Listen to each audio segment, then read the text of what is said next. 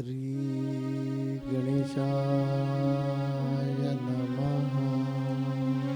श्री सरस्वती नमः।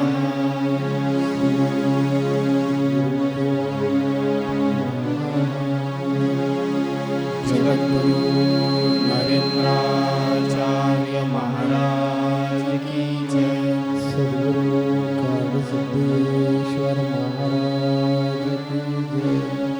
संत शिरोमणि गजानन महाराज की जय। आद्य जगद्गुरु रामानंदाचार्य महाराज की जय। सियावल्लभ रामचंद्र की जय।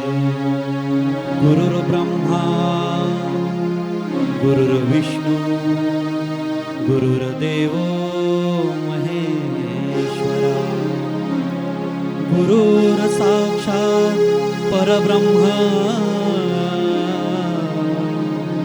तस्मै श्री गुरवे नमः। सार्थ श्रीमत दासबोध दशक 18वा समास दुसरा सर्वज्ञ संग निरूपण। श्रीराम नेणपणे झाले ते झाले, झाले ते होऊन गेले, जाणतपणे वर्तले पाहिजे नेमस्त। जाण त्याची संगत धरावी, जाण त्याची सेवा करावी, जाण त्याची सद्बुद्धी घ्यावी हळूहळू। जाण त्यापासी लोहे शिकावे, जाण त्यापासी वाचू शिकावे, जाण त्यापासी पुसावे सकळ काही। जाण त्यास करावा उपकार, जाण त्यास झिजवावे शरीर, जाण त्याचा पाहावा विचार कैसा आहे। जाण त्याचे संगतीने भजावे, जाण त्याचे संगतीने झिजावे, जाण त्याचे संगतीने रिझावे विवर विवरो। जाण त्यापासी गावे गाणे, जाण त्यापासी वाजवणे, नाना आळाप शिकणे जाण त्यापासी। जाण त्याचे कासेसी लागावे, जाण त्याचे औषध घ्यावे, जाणता सांगेल ते करावे पथ्य आदी। पुंडलिक वरदे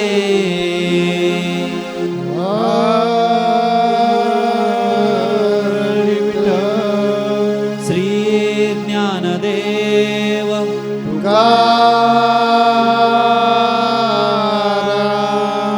पंढरीनाथ महाराज की जय।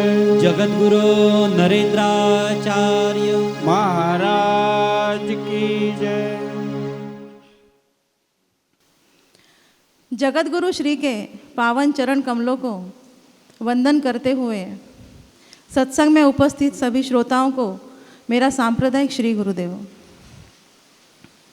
श्री समर्थ रामदास स्वामी हमेशा से यही चाहते या पसंद करते थे कि मनुष्य के जीवन अनेक सद्गुणों से भरा हुआ होना चाहिए, और इसीलिए उन्होंने इस विषय पर कई बार निरूपण भी किए हैं। वे कहते हैं, अज्ञानता के कारण आज तक हमारे साथ जो कुछ भी हुआ है, अज्ञानता की वजह से हमने हमारा जितना भी समय व्यर्थ किया है उसे भूलकर हमें अपने जीवन में आगे बढ़ना चाहिए। अपने जीवन में आगे बढ़ने के लिए अनेक सद्गुणों को अपनाना चाहिए, और सद्गुणों को अपनाने के लिए जो व्यक्ति या जो सद्गुरु जिन कला और गुणों में निपुण हो, उनकी संगति में जाकर उनके कला गुणों को आत्मसात करना चाहिए और अपने जीवन को सार्थक करना चाहिए। इस समास के प्रारंभ में श्री समर्थ कहते हैं, आत्मा ही अंतरात्मा ही जगदीश्वर है। ईश्वर है और उसी ने इस सारे संसार की, इस सृष्टि की रचना की है। और पिछले समास में भी हमने यह बात जानी है कि अंतरात्मा ही अनेक देवी देवताओं का मूल है। अंतरात्मा ही अनेक प्रकार के देवी देवताओं का रूप धारण किए हुए है और यही अंतरात्मा अनेक संतों का, अनेक देवताओं का रूप लेकर बार बार आती है। इस अंतरात्मा को समझने के लिए इस समास में श्री समर्थ रामदास स्वामी ने 2 तरीके बताए हैं। पहला तरीका वे कहते हैं कि अगाध पुण्यों की वजह से ही, अगाध पुण्यों की प्राप्ति से ही हम अंतरात्मा को थोड़ा बहुत समझ सकते हैं। और दूसरा जो महत्वपूर्ण और सरल तरीका है, उसी पर हम आज इस समास में चर्चा करने वाले हैं। अंतरात्मा के बारे में हमने कई बार सुना है, कई समासों में सुना है, जाना है कि अंतरात्मा के ज्ञान को प्राप्त करना चाहिए, स्वस्वरूप की पहचान करनी चाहिए, उसे जानना चाहिए और ये सब करके अपने मनुष्य जीवन को सार्थक करना चाहिए, अपने नरदेह को सार्थक करना चाहिए। परंतु शरीर के अंदर रहने वाली इस आत्मा को कोई जानता नहीं। कुछ लोग होते हैं जो जानने की कोशिश करते हैं और मैं ये कहना चाहूँगी कि आज वही लोग इस सत्संग में समर्थ के साथ, सद्गुरु के साथ, उनकी संगति में बैठे हुए हैं, यहाँ उपस्थित है। अगर दासबोध के और श्री समर्थ स्वामी के शब्दों में कहा जाए तो हम बद्ध से मुमुक्षु की स्थिति तक पहुंच चुके हैं। अर्थात हमने अपने जीवन में परमार्थ की तरफ एक कदम बढ़ाया है, परंतु हमें यह बात ध्यान में रखनी चाहिए कि यह हमारी मंजिल नहीं है, हमें इससे आगे जाना है। अंतरात्मा के बारे में हमने कई ग्रंथों से, कई शास्त्रों से, कई संत महात्माओं से, कथाओं से सुना, परंतु हम इसे जान पाए हैं? हम अपने इस संसार के, प्रपंच के फेरे में, इस जन्म मृत्यु के फेरे में फंसे हुए हैं। लाखों में एक व्यक्ति ऐसा होता है जो इस अंतरात्मा के ज्ञान को समझता है, जानता है और अपने इस ज्ञान के प्रसार को, इस कार्य को आगे बढ़ाता है और अपने भक्त शिष्यों को अपनी तरह बनाना चाहता है। परंतु हम अपने जन्म मृत्यु के चक्र में पड़े हुए हैं। इस चक्र से किस तरह से निकलना है, यही बात इस समास में बताई गई है। हम आज जिस विषय पर चर्चा करने वाले हैं उसका नाम है सर्वज्ञ संगति। संगति का अर्थ तो हम सबको पता है, किसी के साथ किसी का संग, इसका मतलब है संगति। परंतु सर्वज्ञ का अर्थ क्या है, उसकी परिभाषा क्या है? सर्वज्ञ इस शब्द को जानने के बाद, उसकी परिभाषा को समझने के बाद ही हम इस समास को आसानी से समझ सकते हैं। सर्वज्ञ का अर्थ है, सर्वज्ञ अर्थात संपूर्ण, सर्वथा संपूर्ण, सर्वथा व्याप्त और सर्वथा ज्ञानी अथवा ज्ञाता। सर्वथा संपूर्ण अर्थात जो सब तरीके से संपूर्ण है, परिपूर्ण है, जिसमें कोई कमी नहीं है। सर्वथा व्याप्त अर्थात व्यापक, जो इस संसार के चराचर में बसा हुआ है, जो इस संसार के रहस्य को पूरी तरह से जान चुका है, जिसमें सब कुछ समाया हुआ है और जो सब में समाया हुआ है, अर्थात सर्वव्याप्त। सर्वथा ज्ञाता या ज्ञानी अर्थात जो सब कुछ जानता है, जो त्रिकालदर्शी है। ऐसा केवल और केवल परब्रह्म ही है और परब्रह्म स्वरूप सद्गुरु ही सर्वज्ञ है और सर्वज्ञ सद्गुरु की संग ही सर्वज्ञ संगति कहलाती है। यही बात इस समास में श्री समर्थ ने हमें समझाई है।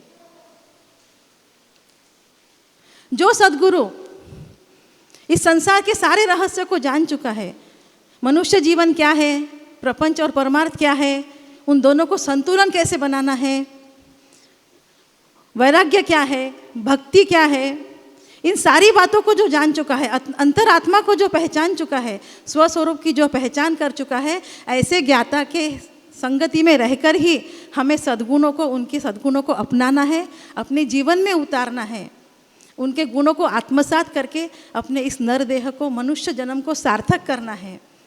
यही बात इस समास में कही गई है। संगति की अगर हम बात देखें तो आचार्य विनोबा भावे ने एक छोटा सा परंतु बहुत ही सुंदर उदाहरण दिया हुआ है कि आसमान से गिरने वाली पानी की एक बूंद यदि हमारे हाथों पर गिरे तो वो पीने के लायक होती है।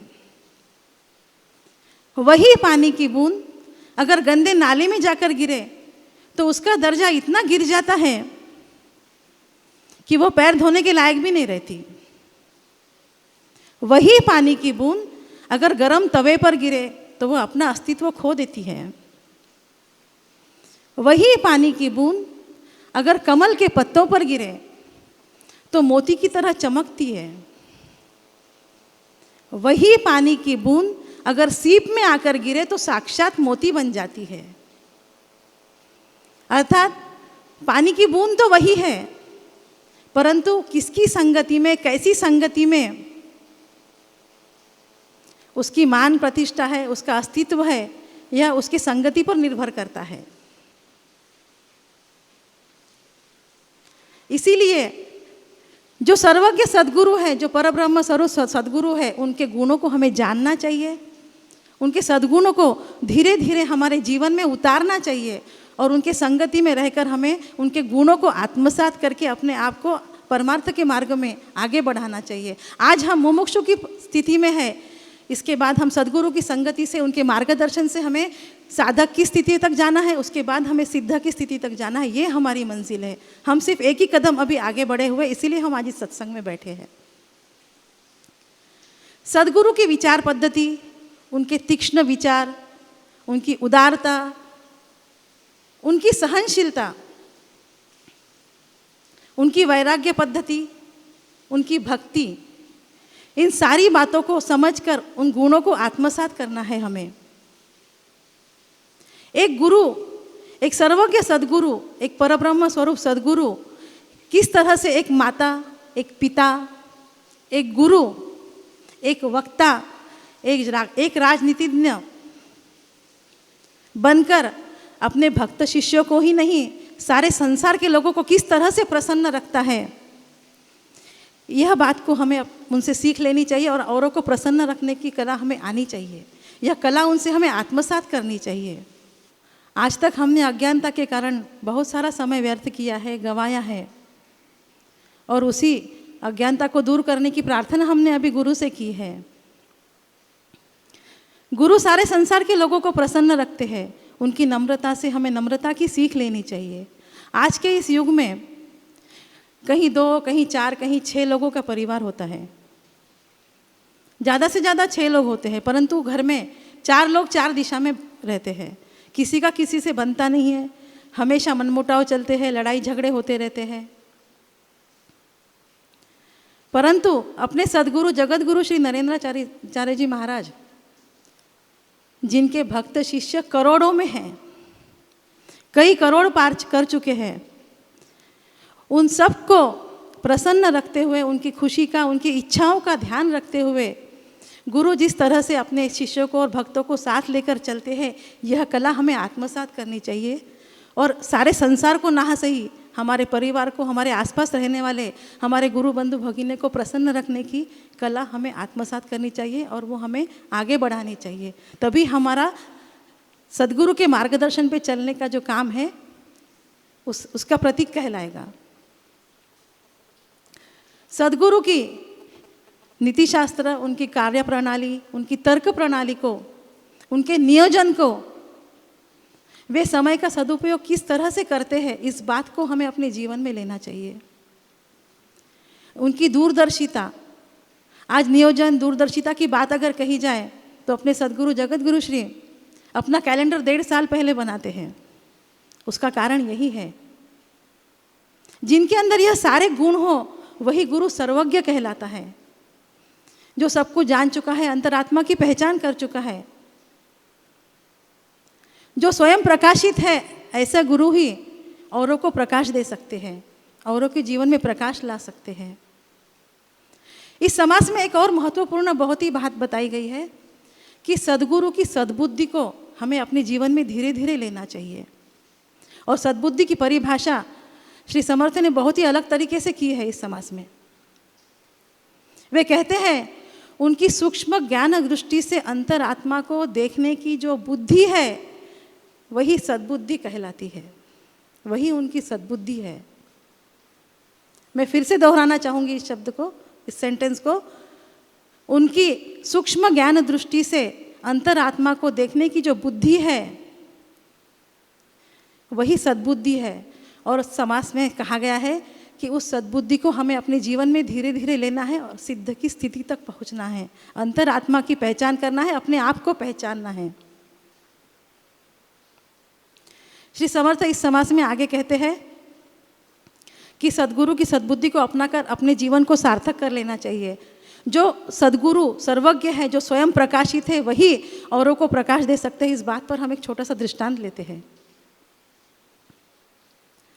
एक बार एक व्यक्ति के घर उसका अंधा मित्र उसे मिलने आता है। दोनों बातें करते बैठते हैं, दोनों की बातें खूब जोरों से चलती है, रंग जाते हैं दोनों बातों में, और कब शाम ढल जाती है उन्हें पता नहीं चलता, रात हो जाती है। जब वो अंधा मित्र अपने घर जाने के लिए निकलता है तब उसका मित्र उससे कहता है कि रात बहुत हो चुकी है, तुम एक काम करो, एक कंदील लेके जाओ। तो वो हंसता है, अंधा मित्र कहता है मुझे ये कंदील का क्या काम है, मैं तो इसकी रोशनी को देख ही नहीं सकता। तो वो कहता है कि ये तुम्हारे लिए नहीं दे रहा हूँ, जब तुम कंदील लेकर बाहर जाओगे तो जो देखने वाले लोग हैं वो इस कंदील की रोशनी को देख के तुमसे टकराएंगे नहीं, इसलिए मैं तुमको कंदील दे रहा हूँ। तो कहता है ठीक है, दे दो।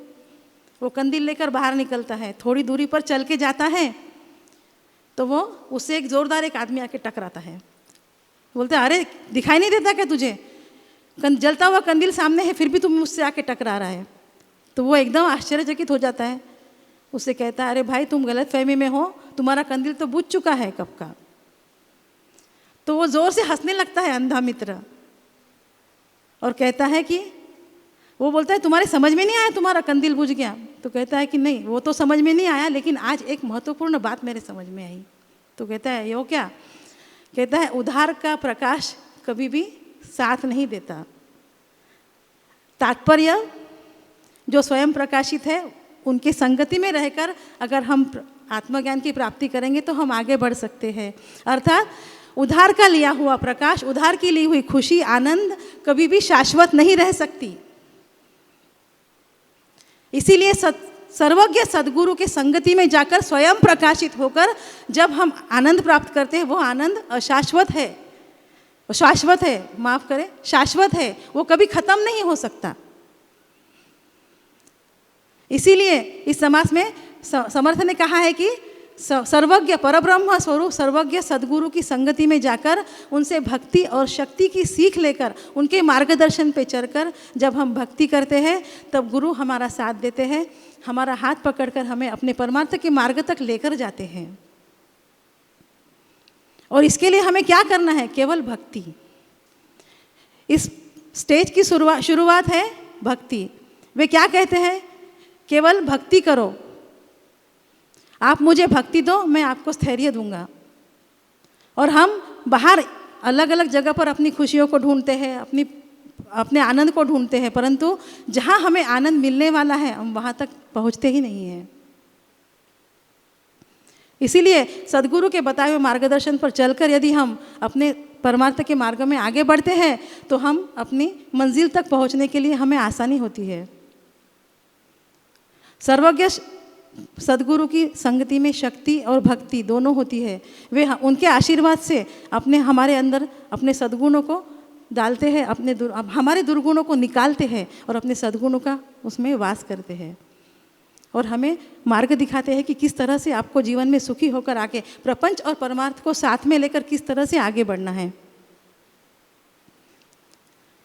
परंतु कई शिष्य भक्त ऐसे होते हैं कि सिर्फ अपनी प्रॉब्लम को ख़त्म करने के लिए कुछ समय के लिए सद्गुरु तक आते हैं और उनके बताए हुए मार्गदर्शन पे नहीं चलते, और यहाँ पर ही हमें दुख प्राप्त होने लगता है। और हम दोष किसको देते हैं? गुरु को। परंतु ऐसा नहीं है, हम अपनी गलती से ही दुख पाते हैं पर हम समझ नहीं सकते। और सद्गुरु कितने उदार हैं, उनकी उदारता क्या है कि वे कहते हैं मैं कुछ नहीं करता हूँ, आप अपने हाथ से ही अपने दुखों को दूर करते हो, अपनी समस्याओं को दूर करते हो। मैं तो केवल तुम्हें मार्गदर्शन करता हूँ, उसके ऊपर चलना न चलना तुम्हारा काम है। मैं कभी आपकी समस्या को दूर नहीं करता। आपने समस्या अपने जीवन में खुद लाई है, उसे निकालना भी आपको ही है। सदगुरु सचमुच समस्या खुद नहीं दूर करते। हर व्यक्ति अपने में जो कमतरता है वो कमतरता छोड़कर जब परिपूर्ण हो जाते हैं तब आपका प्रश्न खुद छुड़वाते हैं। सदगुरु वो उनको ऐसे तैयार करवा के लेते हैं। ये समझ में समर्थ रामदास स्वामी जी ने, मुझे लगता है इसलिए ये ठेठ मार्गदर्शन किया है कि अभी तक इतने हमने समाज सुने हैं और भगवान के बारे में, मोक्ष के बारे में, अमरत्व के बारे में उन्होंने मार्गदर्शन किया है, तो भी उनको ठेठ ये ऐसे डायरेक्ट बताने की ज़रूरत क्या है। समर्थ रामदास स्वामी जी को ऐसे लग रहा है कि देखिए मैंने जो बातें बताई समाज से, आपको अलग अलग प्रकार का जो निवेदन करवाया है, उसके आपके समझ में नहीं आया तो छोड़ दीजिए और आप क्या करो कि जो अंतर्ज्ञानी है, जो परिपूर्ण है, जो ज्ञानी है, ऐसे व्यक्ति को शरण जाइए। उनका नाम है सदगुरु। सदगुरु एक शक्ति है। वो शक्ति जो देह में है उनको ढूंढो। उनका नाम सदगुरु है, इसी कारण वो आत्मज्ञानी है, ऐसे नहीं। आत्मज्ञान की लक्षण यही दासबोध में सदगुरु को पहचाना, ये समाज में उन्होंने बताया। जिनके नाम में शक्ति है, उनके स्पर्श में शक्ति है, उनके वाणी में शक्ति है, जिनके वास्तव में शक्ति है, जो निरीच्छ है, जो निर्भय है, जो निसंशय है, उनको सदगुरु कहते हैं। ऐसे ज्ञानी पुरुष को जब आप शरण जाएंगे, मन से शरण जाएंगे, कभी जाएंगे जब हम उनको पहचानेंगे कि नहीं ये सचमुच सदगुरु है, तब तन और मन से उनको शरण जाना चाहिए। और जब हम उनके हो जाएंगे, उनके होने के लिए अलग अलग प्रकार के उन्होंने साधना बताई है, वो बताते वैसी भक्ति करो, उनके सेवा में लगो, उनके आज्ञा का पालन करो। उन्होंने जो मार्ग बताया वो मार्ग से चलिए। कौन सा भी संशय मत ले दो। आपको बताया कि आप क्या करो, मरने के बाद बॉडी डोनेट करो, तो ये मन में नहीं आना चाहिए।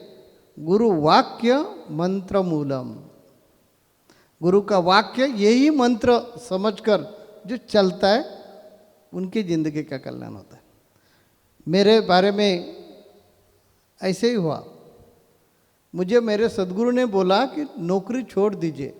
मैंने पूछा ही नहीं क्यों छोड़ने का। तब मेरी उम्र 25 साल थी, पत्नी 23 साल की थी और 3.5 साल का बच्चा था, लड़का था। मैंने पूछा ही नहीं, क्योंकि हमें गुरु से सीख मिली थी, गुरु वाक्य मंत्र मूलम। गुरु का वाक्य यही मंत्र है, बस बाकी कुछ सोचने का नहीं। इस वजह से आज हम यह अवस्था में आ गए हैं। गुरु परीक्षा भी ले लेंगे और उद्धार भी करेंगे। ये उद्धार होने के लिए गुरु क्या करते हैं कि हमारे में जो दुर्गुण है वो निकालते हैं और दुर्गुण के लिए ग्रह पाठ देते हैं। ये सेवा करो, वो कार्य करो, फलाना फलाना काम करो, ऐसी साधना करो, जो मन में आता है वो विचार मन से हटने के लिए ऐसा ऐसा करो। ये सब ग्रह पाठ ऐसे समझिए, क्योंकि गुरु के पास हम प्रापंचिक लोग 24 घंटा बैठ नहीं सकते।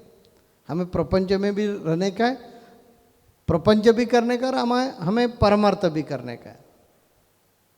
तो हमारे में जो दुर्गुण है, काम, क्रोध, मद, मत्सर, मोह और माया, ये विकार कैसे जाएंगे? ये विकार के लिए गुरु एक कार्य देते, एक कार्यक्रम बना के देते, उनको हम बोलते सद्गुरु सेवा। वो सद्गुरु सेवा करने का, सद्गुरु सेवा करते समय हमें शर्म नहीं आना चाहिए कि मैं इतना बड़ा आदमी है और मुझे झाड़ू मारने का काम दिया, मैं इतना इतना आदमी है, इतना अमीर आदमी है और मुझे माधुकरी मांगने की सेवा दी। गुरु आपको ये सिखाते हैं कि बेटा आप अमीर नहीं है, आप गरीब नहीं है, आप जो समझते वैसे आप नहीं है, आप अलग ही है। तो हमारे में जो एक मी है वो मी जाना चाहिए ना, जो मी से हमें घमंड आती है, जो मी के वजह से हमारे में अज्ञान पैदा होता है, जो मी के कारण से हमारे में भ्रम पैदा होता है, वो मी जब तक हटता नहीं है तब तक दूसरा जो मी है यानी सो हम, वो ये हम है, वो हमारे मन में नहीं बसता। और जैसे मृग के नाभि में कस्तूर रहते हैं, मृग बाहर ढूंढता है, ये सुगंध कहाँ से आता है, वैसी हमारी स्थिति होती है। इसीलिए हमने क्या करना चाहिए, गुरु के शरण में जाना चाहिए। गुरु जो बताते हैं वो मार्ग से जाना चाहिए, गुरु पर शंका कभी भी लेना नहीं चाहिए। गुरु ने जो सेवा दी, ये फलाने फलाने आदमी, ये आपकी सेवा है, ये आपको करने का है, तो नहीं हम नहीं करेंगे, लोग मुझे क्या बोलेंगे, और इतना बड़ा आदमी और ये शुल्लक सेवा करते, ऐसे कभी भी मानना नहीं चाहिए। तब हमारे में बदलाव हो जाएगा, क्योंकि हम तब समझेंगे कि हम कोई नहीं है, हमारे श्रेष्ठतम कौन है, सद्गुरु। और सद्गुरु ही भगवान है, सद्गुरु ही परमात्मा है, जो पुण्यात्मा वापिस हमें समझाने के लिए, हमें सिखाने के लिए जन्म लेकर आते हैं, वो अवतारी पुरुष यानी सद्गुरु। ये सद्गुरु कोई मामूली व्यक्ति नहीं है। सद्गुरु ऐसे ही व्यक्ति बनते हैं कि पिछले जन्म में उनका कार्य भी ऐसा रहता है और बहुत पुण्य किया है। ऐसे ही लोग, ऐसे ही व्यक्ति, ऐसे ही शक्ति सद्गुरु के रूप में आती है। इसी कारण आती है क्योंकि आपको समझाने में आसान हो जाता है। भगवान से हम पूछ नहीं सकते क्योंकि हमें दिखता नहीं है, वो उनकी भाषा समझती नहीं है क्योंकि उनकी भाषा निर्गुण है। लेकिन सद्गुरु सगुण है, उनके पास वाणी है, हमें जो जो शंका है वो हम उनको पूछ सकते हैं। इसी कारण उनका हम संतान है, इतना ही रिश्ता उनके पास रखकर वो जो बताते हैं, माँ बाप जो हमें बताते हैं वो हम मानते हैं ना, वैसे सद्गुरु जो बोलते हैं उस पर विश्वास रखो, वो जो बताएंगे वो मार्ग से चलिए, आपको मोक्ष मिल जाएगा। ये समर्थ रामदास स्वामी जी को बताने का, इसी कारण यह समाज की निर्मित की है। ये समाज से हम सब लोग ये सीखेंगे कि हमें गुरु निश्चय करने का है कि इतने साल हमने जो गवा दी वो ठीक है, गए अज्ञान के वजह से गए, लेकिन आज हमें समर्थ रामदास स्वामी जी ने हमारे आँखों में एक अंजन डाला है और हमें ठेठ बताया है कि देखिए बेटा, आपने कितना भी पुराण श्रवण कीर्तन वगैरह किया तो भी आपको आत्मज्ञान होने वाला नहीं है। आत्मज्ञान होने के लिए सद्गुरु को ढूंढो, वो कहाँ है, वो उनको ढूंढो, उनकी परीक्षा ले लो, और आपके परीक्षा में पास हो गए तो उनको ठेठ शरण जाओ, शरणागति स्वीकारो, शंका कुशंका को छोड़ दो और उनके हो जाए, तब आपको आत्मज्ञान मिल जाएगा। मुझे लगता है कि समर्थ रामदास स्वामी जी ने हमें अनमोल मार्गदर्शन किया है। यह अनमोल मार्गदर्शन हमारे दिल में बिठाकर आज हम इधर विश्राम लेना जरूरी है। इसी तरह हम विश्राम ले लेंगे और अगले सत्संग में समर्थ रामदास स्वामी जी हमें आगे क्या बताते हैं वो सुनने के लिए वापस आ जाएंगे। जगत गुरु नरेंद्राचार्य महाराज की जय। सद्गुरु काड़ सिद्धेश्वर महाराज की जय। संत शिरोमणि गजानन महाराज की जय। आद्य जगत गुरु रामानंदाचार्य महाराज की जय। सिया वल्लभ रामचंद्र की जय।